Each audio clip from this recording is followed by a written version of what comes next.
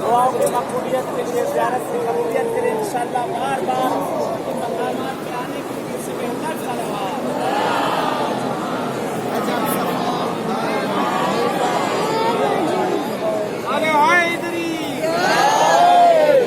مریضوں کو شفا یابی کے لیے اس سے بہتر صلوات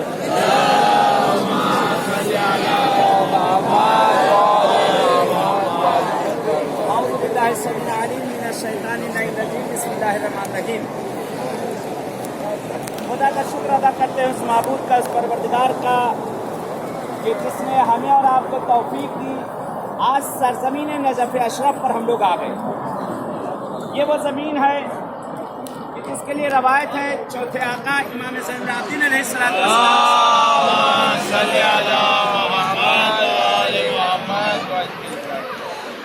جس طرف سے ہم لوگ آئے وہاں پہ ایک مقام ہے جہاں بس سے اترے وہاں گنبد دکھ رہا تھا۔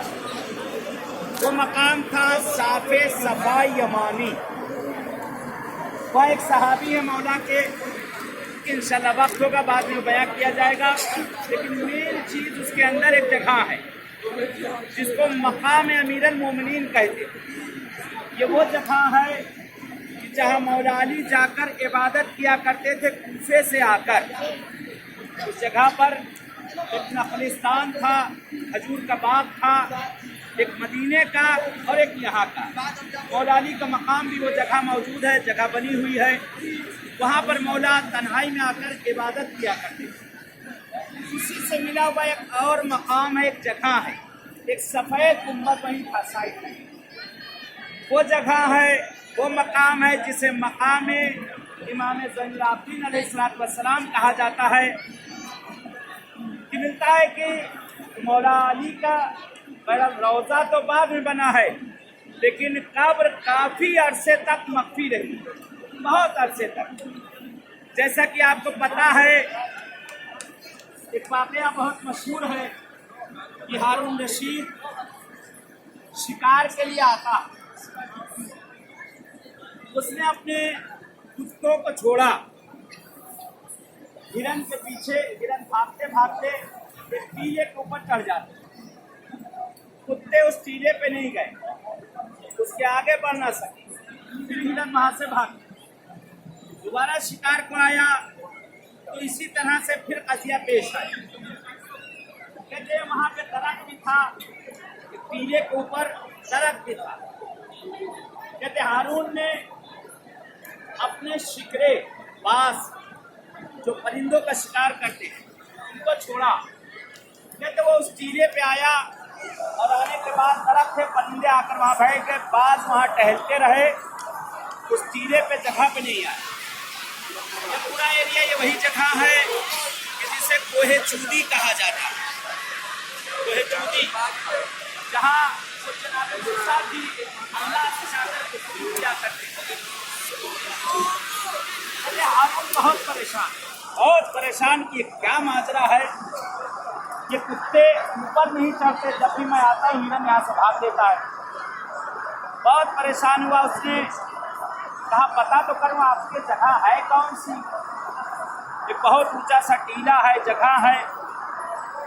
دیکھا دور ایک جھوپڑی لگی ہوئی، وہاں گیا، دیکھا ایک بوڑھا آدمی بہت ضعیف، کافی سن رسیدہ وہاں زندگی کر رہا ہے۔ اس سے جا کر پوچھتا ہے اے بھائی یہ بتاؤ یہ جگہ کون سی جہاں یہ کتے نہیں جاتے؟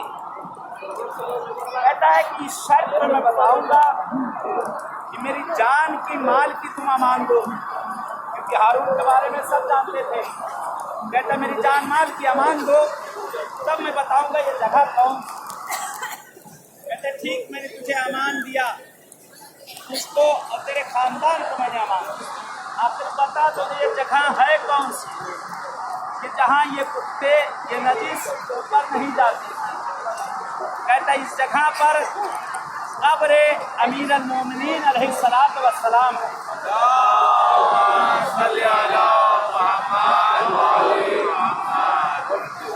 کیونکہ حکم مولا से कब्र मौला अली की भी जो है मख्फी रखी गई।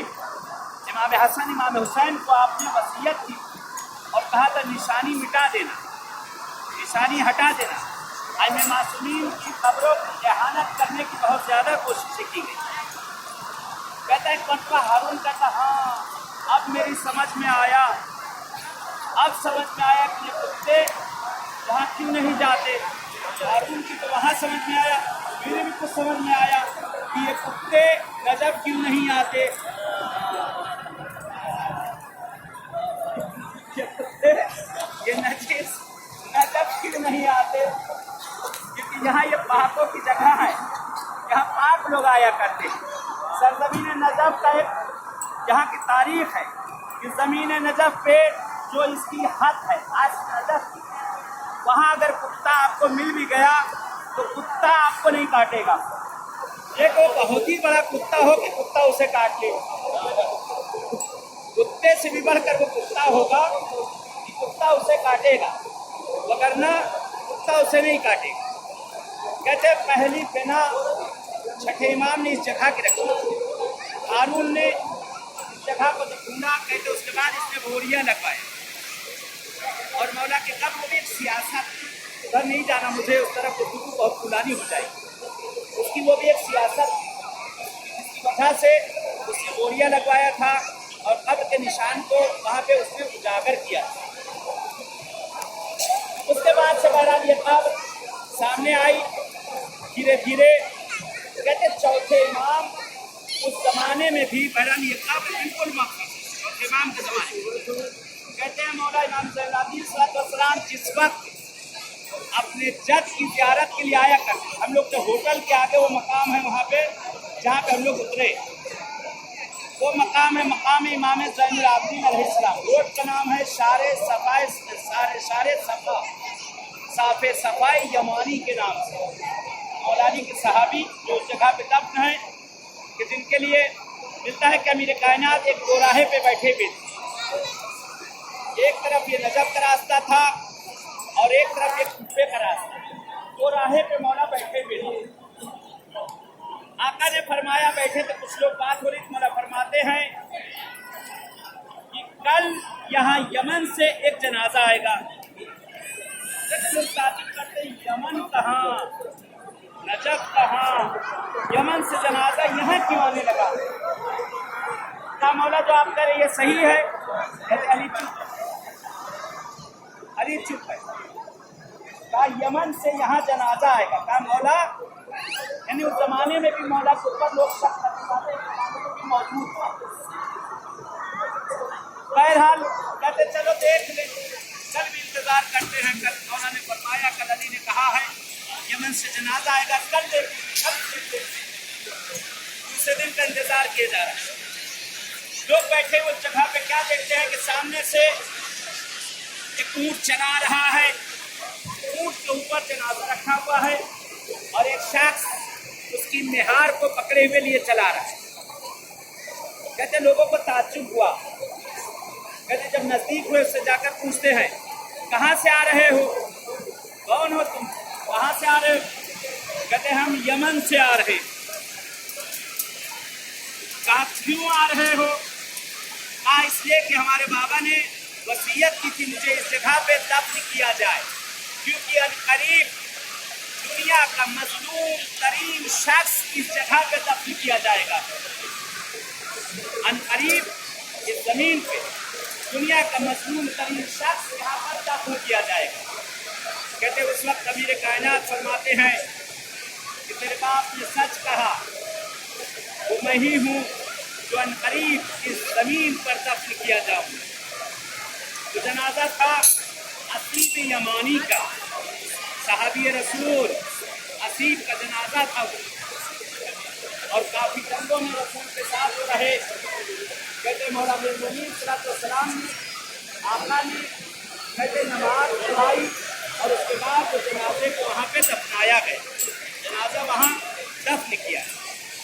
वक्त गुजरता गया, जब इस ज़मीन पर पहुंची उसी कश्ती को निजात मिली, सारा पानी जमीन में जल हुआ। पहले हुआ एक यहाँ पर 3 कब्रें बनाओ का परवरदिगार 3 कब्रें कैसी 3 कब्र किसकी कहा एक कब्र आदम की अब खुदाया दूसरी कब्र किसकी कहा तुम्हारी अपनी कब्र कोई खोलेगा सब सुनता है कि कोई अपनी कब्र खोले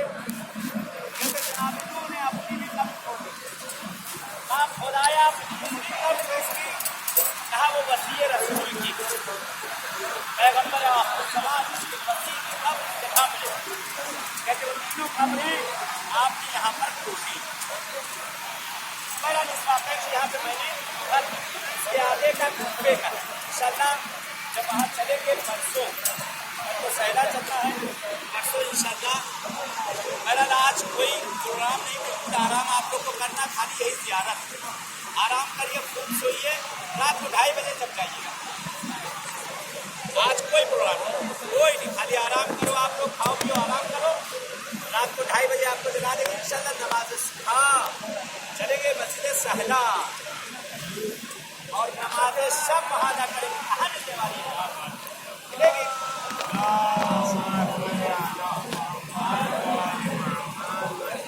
इंशाल्लाह चल के वहाँ नमाज सब सहला में पढ़ी जाएगी और नमाज सुबह इंशाल्लाह वहाँ चल के अदा किया जाएगा और उसके बाद कोई काम ही नहीं रहेगा हमारे कदम नाश्ता करके सो जाना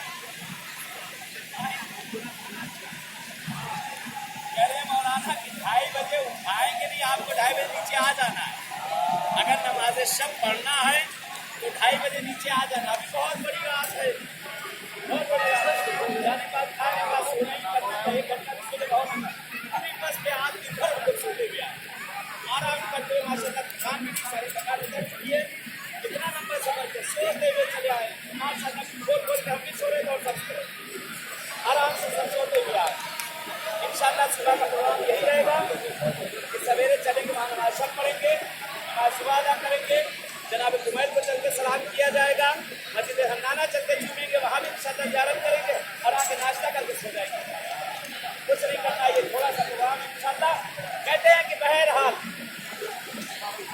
इस जगह के लिए आका भी कायनात के लिए मिलता है एक बादशाह गुजरा है जिसका नाम था मुर्रा इब्ने कैस क्या नाम था सब याद रखे रहेगा वहाँ से बच्चे पूछे बताने काम आएगा एक ज़ियारत जरी में मर्दों को नहीं मिलेगी औरतों को बड़े आराम से मिलती क्योंकि वो आपकी तरफ है हम लोग की तरफ नहीं सामने उधर से जब आप सिराने की तरफ से बारी दोगे एक ताक मानी बना है अंदर देखेंगे जो अब रखा हुआ एक ताक बना और वहाँ इससे बड़ा पूरी जगह इससे बड़ी है चांदी से सोने से बड़ी ये वो जगह है जहाँ से मौला अली की दो उंगलियाँ कब्र से बाहर निकली 2 उंगलियाँ कब्र से बाहर निकली कब निकली थी एक बादशाह का जिसका नाम था मुर्रा इब्ने कैस इस बादशाह की जब हुकूमत आई है मुर्रा की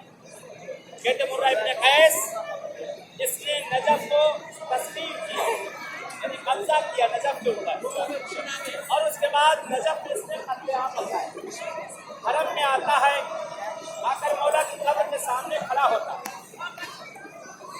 खड़ा होकर कहता है अली आपने मेरे आबा और अजदाद को खैबर और खंदक में मारा है फिर जिससे उसको मारा वो हिस्से में तकसीम अल्लाह ने अली की हुर्मत देखी अली की हुर्मत ऐसी रखी कि उसका एक नजिस खतरा भी अल्लाह ने जमीन के गिरने नहीं दिया कहते जैसे ही जो हिस्से में तकसीम हुआ अज़ाब परवरदिगार नाज़िल हुआ फौरन पत्थर तलक अल्लाह ने ये भी रवाना कर दिया उसका एक नजिस खतरा जमीन के ऊपर अली की कब्र के पास गिरी अरसे तक वहाँ रखा रहता था लोग आते थे इबरत के तौर पर देखा जाता था फिर बाद में उसके पत्थर के दोनों हिस्सों को बागदाद का म्यूजियम जहाँ हारून मामून फातियून अब्बासियून अलवियून सब कुछ चीज़ वहाँ रखी हुई यादगारी हर किसी का कुछ रखा हुआ